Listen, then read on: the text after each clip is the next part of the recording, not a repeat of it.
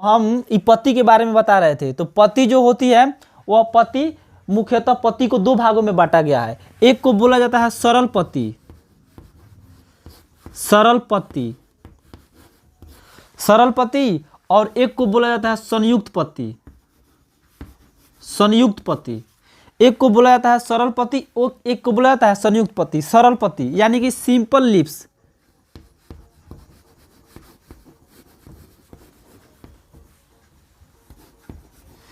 इसे simple lips भी बोलते हैं, इसे कंपाउंड लिप्स बोलते हैं।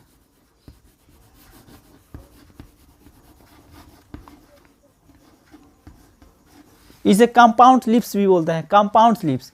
इसे सिंपल लिप्स बोलते हैं और इसे कंपाउंड लिप्स बोलते हैं। अब देखिए सरल पत्ती किसे कहते हैं। कोई कोई ऐसे पत्ती आप देखे होंगे कि एकदम मतलब साधारण में रहता है, कटा फटा नहीं रहता है। जैसे में इस तरह के पत्ती आप देखे होंगे, जैसे आम का पत्ता होता है। आम के पत्ता होता है ना, आम के पत्ता में देखिएगा कि इसमें एकदम सिंपल सा रहता है, सिंपल सा रहता है, काटा फटा नहीं रहता है। उसे हम सरल पत्ती बोलते हैं, वह सरल पत्ती होता है। अब जैसे कंपाउंड लिप्स, कंपाउंड लिप्स में देखिए कौन आता है। जैसे में इस टाइप के पत्ती होता है, जैसे नीम ओम के पत्ता होता है ना, वो सब क्या होता है, वो सब कंपाउंड लिप्स होता है। इसमें कटा फटा रहता है।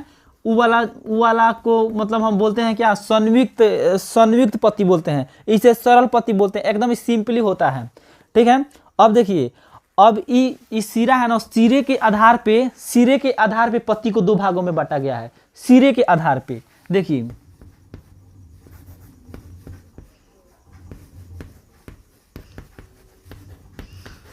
सिरे के आधार पे पत्ती को दो भागों में बांटा गया है।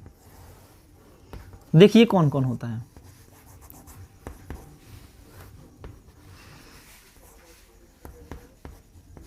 एक को बोलते हैं समानांतर, समानांतर पत्ती। एक को बोलते हैं समानांतर पत्ती। देखिए समानांतर पत्ती में क्या होता है, एक को बोलते हैं समानांतर पत्ती और एक को बोलते हैं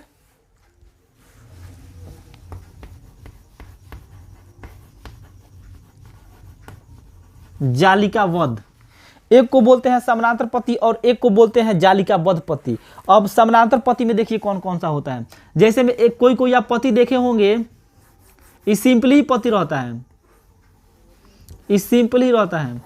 जैसे केरा के पत्ता देखे हैं ना, इसमें जो सिरा होता है ना, इस तरह समानांतर होता है। केरा के पत्ता में ऐसे देखे हैं ना, केरा के पत्ता में ऐसे समानांतर होता है, ऐसे समानांतर होता है। तो जो भी समानांतर, जिस पत्ती में इस तरह समानांतर सिरा होता है, जिस पत्ती में सिरा समानांतर होती है, वह एक बीज पत्रिका होती है। उसे एक बीज पत्रिका बोला जाता है, एक बीज पत्रिका बोला जाता है। जालिकाबद्ध वाला पत्ती देखिए कैसे होता है, वो ऐसे रहेगा,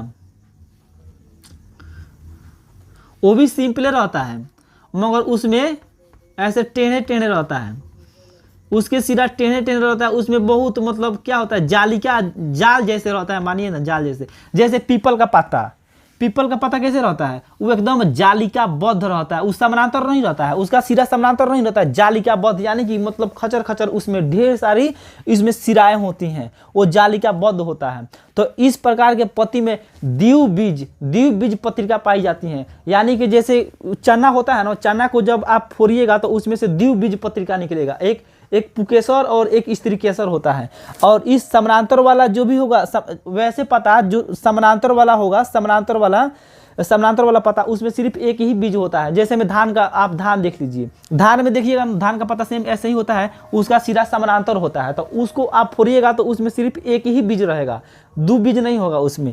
और इस वाले पत्ता जितने भी छोटी छोटी मतलब पत्ता वाला होता है ना, वो जालिकाबद्ध ही होता है लगभग। जो बड़ा बड़ा वाला पत्ता होता है वो समानांतर होता है, उसमें एक बीज पत्रिका होती है, इसमें दो बीज पत्रिका होती है। बस इसका यही विशेषता है। और जो जालिकाबद्ध पत्ता होता है वो ऑक्सीजन थोड़ा ज़्यादा देता है। जैसे तुलसी जी का पत्ता में बहुत ज़्यादा ऑक्सीजन रहता है। जैसे में पीपल का पत्ता में बहुत ज़्यादा वो ऑक्सीजन, 24 घंटा तो ऑक्सीजन मिलता है उससे। जैसे बरगद का पेड़ हो गया, उसका पत्ता भी जालिकाबद्ध होता है, वह भी ऑक्सीजन बहुत ज़्यादा देता है।